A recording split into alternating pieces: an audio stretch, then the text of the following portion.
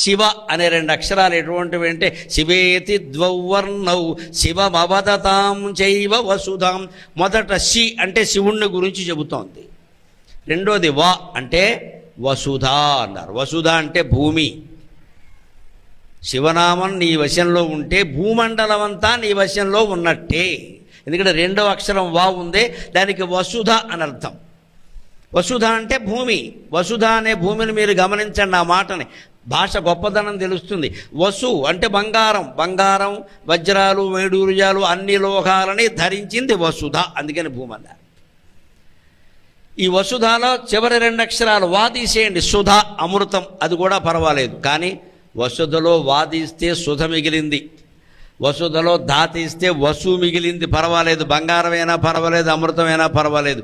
వసుధలో 1 అక్షరం మాత్రం తీసేయకూడదు. ఏమిటి? సు అనే అక్షరం తీసేయకూడదు. వసుధలో సు తీసేస్తే ఏం మిగిలింది? వధ మిగిలింది. సు అంటేనండి, సు ఎక్కడ వాడతారు తెలుగులో? జనుడు అనరు, కొంతమంది సుజనుడు అంటారు. మతి అనరు, సుమతి అంటారు, అంతే కదా. ధీ అనరు, సుధీ అంటారు. సు అంటే మంచి. అంచేత వసుధలో ముఖ్యమైన అక్షరం ఏమిటంటే సు. సు అంటే మంచి. ఆ మంచితనం ఒక్కటి లేకపోతే వధ మిగులుతుంది, భూమండలంలో ఇంకేం లేదు. ఆ మంచితనాన్ని మనం కాపాడుకోవాలంటే భక్తి, జ్ఞానం, వైరాగ్యం. వసుధ అంటే 3 అక్షరాలు ఉన్నాయి కదా.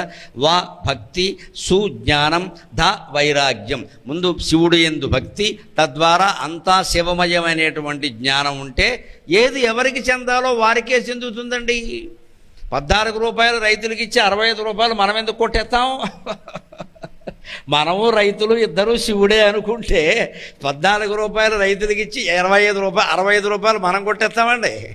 కనీసం సగం సగమైనా చేసుకుంటాం కదా. అయ్యో కష్టపడి పండించాడు ఆయన, బతకాలి. మనం ఏమనుకుంటున్నాం? మనం బాగుండాలని శివుడి గుళ్ళో అభిషేకం చేస్తాం. రైతుల దగ్గర మాత్రం 14 రూపాయలు 65 రూపాయలు పుచ్చుకుంటాం. నాకు బాధ కలిగేది అదే. చేసే వంకర పని మాండం. శివాలయాలు కడతాడు, అభిషేకాలు చేస్తాడు. నేను శివుడికి బంగారం తొడుగు చేయించాను. ముందు బంగారం ఎక్కడి నుంచి వచ్చిందో చెప్పు, తర్వాత చూద్దాం. ఈడీ వాళ్ళని పంపిద్దాం, ఎన్ఫోర్స్మెంట్ డైరెక్టరేట్. నీ బంగారానికి నీకు. మనిషి ఆలోచించుకోవలసింది ఇదేనండి. చేసే వంకర పని మానడు, సంపాదించే లాభాలు మానడు, జనాన్ని దోచుకోవడం మానడు. నేను శివాలయం కట్టించానంటాడు. శివుడికి ఇష్టం లేని పని అది. నువ్వు ఆలయం కట్టించకపోయినా పర్వాలేదు, ఉన్న ఆలయాలు చాలండి. ప్రజల్ని దోచుకోకుండా ఉంటే అదే నిజమైన శివభక్తి. మీరు ఎవరేమనుకున్నా మంచిది. చూసారా ఎంతమంది కరతాళధ్వనులు చేశారు? సమాజం కోరుకుంటున్నది మంచి మంచి మంచి. ఆ మంచినే సు అంటారు. అదే వసుధలో ముఖ్యం. అందుకే ఇక్కడ శంకరాచార్య ఏమంటున్నారు అంటే మన జీవితాన్ని మనమే బయటి ఆహారం ద్వారా పాడు చేసుకుంటున్నాం, ఆరోగ్యం పాడవుతుంది. పోనీ మనస్సు ఏమైనా బాగుందా అంటే ఇదంతా ఎందుకయ్యా అంటే సంపాదన సంపాదన సంపాదన. ఈ సంపాదన అంతా ఎందుకయ్యా అంటే ఎవరినో భార్యను సంతోషపెట్టడానికి భర్త, భర్తను సంతోషపెట్టడానికి భార్య, పిల్లలను సంతోషపెట్టడానికి వీళ్ళిద్దరూ. ఎంతసేపు ఎవరినో సంతోషపెడదామని చెప్తే అసలు మనం సంతోషంగా ఉన్నావా అని మనం ఆలోచించట్లేదు. అంచేతనే శంకరాచార్య ఏమంటారంటే ముందు నువ్వు ఆనందంగా ఉన్నావా, వేడకి 2 మెతుకులు తిన్నావా, పడుకుంటే నీకు వెంటనే నిద్ర పట్టింది, లేని దానికి ఎందుకురా ఈ సంపాదన అంతా. ఈ ఆశలు వదులుకో, దురాశలు వదులుకో. సదాశివపేట వాడు సదాశివపేటలోనే ఉండాలి, అమెరికాకి ఎందుకంటే వెళ్ళడం పని లేక. దానికి భగవత్ సేవ, భగవద్భక్తి ఉపయోగపడతాయి. భౌతిక అభివృద్ధికి ఎప్పుడూ భగవంతుడు వ్యతిరేకం కాదు. భక్తితో ఉండి మనం అభివృద్ధి చేసుకోవచ్చు. మన అభివృద్ధికి మనం కష్టపడాలి. కానీ ప్రయత్నిస్తుంటే ఏమవుతుంది? ఎన్ని విజయాలు సాధిద్దామన్నా దురంత అంతర్ధ్వాంతం, లోపల చీకటి కోరికలు, కోపాలు, అసూయలు, ద్వేషాలు ఏవో పెరిగిపోతూ ఉంటాయి. ఇవన్నీ ప్రమధాన, వాటిని మొత్తం పోగొట్టాలి. అంటే శుభాధాన చతురౌ, చీకటిని పోగొట్టగలిగిన వాడు ఎవడండి? సూర్య భగవానుడు. బ్రహ్మేశానాచ్యుదేశాయ సౌరాయాదిత్యవర్చసే నమః పద్మ ప్రబోధాయ భాస్కరాయ నమోస్తుతే అంటారు ఆదిత్య హృదయంలో. అటువంటి సూర్య భగవానుడు. ఆ సూర్య భగవానులాగా మన సూర్య భగవానుడు కూడా బయట చీకటినే పోగొడతాడు, లోపల చీకటి పోగొట్టలేడు. ఇప్పుడు సూర్యుడు ఏడి ఉన్నాడా కాబట్టి చీకటి అలాగే ఉంది. కానీ శివుడు పగలు రాత్రి కూడా వెలిగేటువంటి సూర్యుడు. ఆయన మన మనస్సులో చీకటిని పోగొడతాడు. సూర్య భగవానుల్లో ఉండేటువంటి కాంతిని శివుడు అంటారు. వేదంలో చెబుతారు ఆ విషయాన్ని. వేదంలో చెబుతారు ఆ విషయాన్ని. నీళ్లు సూర్య భగవాన్ శివుణ్ణి ఎవరు చూస్తున్నారయ్యా అంటే, ఉదయిస్తుంటే నీళ్లు పట్టుకెళ్ళడానికి వచ్చేటువంటి ఆడవాళ్ళును పశువుల్ని కాయడానికి వెళ్ళేవాళ్ళు చూస్తున్నారు, ఎంత అదృష్టవంతులు ఎంత అదృష్టవంతులు అంటారు. విశ్వంస మృడయాతినగా. ఆయన శివుడిలో ఉన్నటువంటి సూర్యుడిలో ఉన్న కాంతి ఏమిటంటే శివుడే అన్నారు ఖచ్చితంగా. అది ఉదయించే సూర్యుడిలో కనపడుతుంది, అది శివుడే. శివుడు కారణంగానే సూర్యుడు వెలుగుతున్నాడు, లేకపోతే సూర్యుడికి వెలిగే అవకాశాల. ఎందుకని శివుడిని అష్టమూర్తి అంటారు. అష్టమూర్తులు అంటే పంచభూతాలు, పృథివ్య తేజో వాయురాకాశాలు. సూర్యుడు, చంద్రుడు, జీవుడు కలిపితేనే 8. అందులో సూర్యుడు ఉన్నాడు కదా, అంచేత సూర్యకాంతికి శివ తేజస్సే కారణం. బయట సూర్యుడు కేవలం బయట చీకటిని పోగొట్టగలడు. మన లోపల జీవిత లక్ష్యాన్ని సాధించాలి అనుకుంటున్నాం, అడ్డుపడేది ఏమిటో తెలుసా? బయటి పరిస్థితులు కాదండి, లోపల పరిస్థితులే. దాన్నే శంకరాచార్య స్వామి ఏమంటున్నారంటే, దురంతాంతర్ధ్వాంత, లోపలి చీకటి అంటున్నారు, అంతర్ధ్వాంత.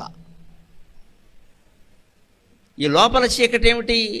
బయట చీకటి మనకి తెలుసుగో, దీపాలన్నీ పెట్టాం చీకటి పోతుంది. లోపల చీకటి అంటే 6 రకాలుగా ఉంటుంది. అది కామం, క్రోధం, లోభం, మోహం, మదం, మాత్సర్యం. వీటిని అరిషడ్వర్గాలు అంటారు, 6 శత్రువులు అంటారు. ఇది లోపల చీకటి. ఆ లోపల చీకటి పోవాలంటే మనమే మందేసుకోవాలి, బయట వాళ్ళు ఎవరు వెయ్యలేరు కూడా. ఎంత వైద్యుడికైనా మన నాడి తెలుస్తుంది, మన శరీరం తెలుస్తుంది, మన మనస్సు తెలవడం కష్టపడి. మనస్సుకు వైద్యం చేస్తామనేవాళ్ళు కూడా మన మనస్సు గురించి మన్నే చెప్పమంటారు, వాళ్ళు ఏం గ్రహించలేరు. మనం నిజం చెబుతామని ఏం లేదు అక్కడ. నేను చాలా మంచివాడినండి, నాకు కష్టాలు వస్తున్నాయంటాం. నీకు వచ్చే కష్టాలు నీ వల్ల వస్తాయి.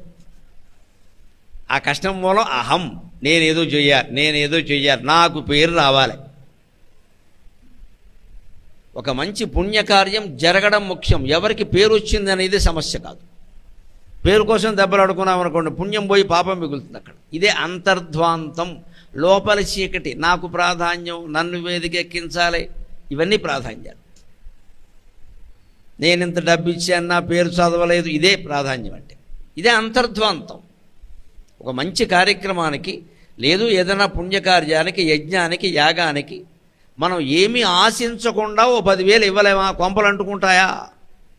దానికి మనం 10,000 సంకీర్తనలు కోరతాం. ఇక్కడ నేను ఇంత ఇచ్చాను, నా పేరు చెప్పాల. ఇది అంతర్ధ్వాంతం, లోపలి చీకటి. మనం జీవితంలో గెలవలేకపోవడానికి, పోటీలు పడడానికి, రజోగుణం పెరిగిపోవడానికి, కక్షలకి, కార్పళ్యానికి ఈ లోపలి చీకటి కారణం, బయట చీకటి కాదు.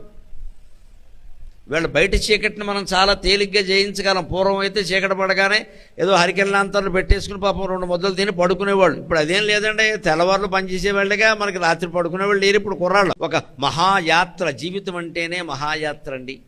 పూర్వం కాశీ యాత్ర చేసేవారు, ఇప్పట్లా కాదు. ఈ సౌకర్యాలు లేవు. విమానాలు కాదు, బస్సులు కాదు, రైళ్లు కాదు, ఏమీ లేవు. ఎలా చేసేవారు తెలుసా? ఓ 4 మిత్రులు అనుకుని బయలుదేరేవారు. నడకే, కాలినడకే. సదాశివపేట నుంచి సదాశివుడు ఉండే కాశీకి, అంటే అది సదాశివపేటే, సదాశివుడు అక్కడ ఉన్నాడుగా, ఇక్కడి నుంచి అక్కడ కాలినడక. ఎలా వెళ్ళేవారో తెలుసా? సదాశివపేట నుంచి బయలుదేరి కొంచెం రాజమార్గం ఎక్కి ఆ సంగారెడ్డి దగ్గరికి ఎక్కడికో రాగానే ఆగిపోయేవారు, చీకటి పడేది కదా. అక్కడ ఏదో అతిథులను అందరినీ గౌరవించి భోజనాలు పెట్టేవారు. ఏదో ఇంత పులిహార పెడతారు, తిని మజ్జిగ తాగేవారు, పడుకునేవారు, పొద్దున్న లేచి మళ్ళీ నడిచేవాళ్ళు. ఈ రకంగా ఇక్కడి నుంచి కాశీ వెళ్ళడానికి ఒక 6 నెలలు పైన పట్టేదండి. అయినా సరే చేసేవారు. ఏ ఉద్దేశంతో చేసేవారో తెలుసా? మళ్ళీ వెనక్కి రాకూడదు అనే ఉద్దేశంతో చేసేవారమ్మ. అది కాశీ యాత్ర. అందుకే మన తెలుగునాట రాజమండ్రిలో పుట్టిన మహానుభావుడు మధిర సుబ్బన్న దీక్షితులు గారని కాశీ మజిలీ కథలో అని రాశాడు. అంటే ఈ కాశీకి వెళ్ళేవాళ్ళు ఎక్కడైనా మజిలీ చేస్తే వాళ్ళకి శ్రమ తెలియకుండా ఉండడం కోసం అందులో ఒక ఆయన కథ చెప్పేవాడు, మర్నాడు ఇంకొక ఆయన చెప్పేవాడు. ఇలా అందరూ తలో కథ చెప్పుకొని కథలు చెప్పుతూ పోతూ ఉంటే కాశీంత దూరం.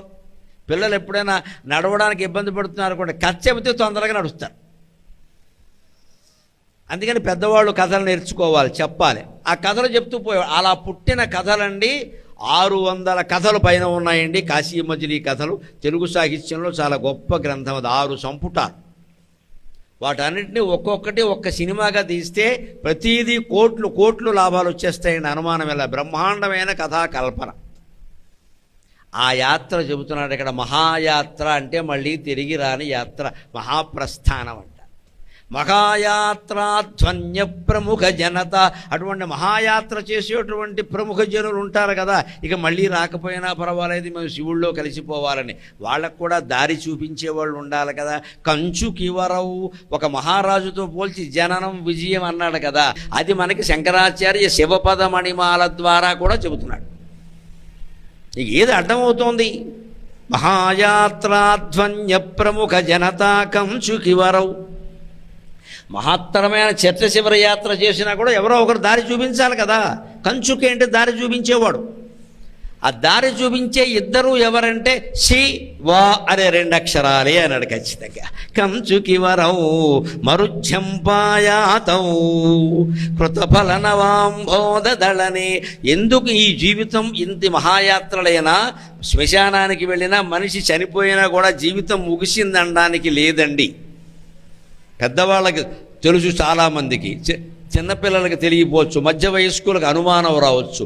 మరణంతో జీవితం ముగియదండి. మరణంతో జీవితం ముగియాలి అంటే మరణానికి 10 ఏళ్ల ముందే అన్ని కోరికలు వదిలేయాలి, అన్ని వాసనలు వదిలేయాలి. మన పంచపీఠాలలోనూ పంచాచార్యులు ఏ రకంగా విరక్తితో, వైరాగ్యంతో, జ్ఞానంతో ఉంటున్నారో వారిని ఆదర్శంగా తీసుకుని మనం కూడా అలాగే ఉండాలి.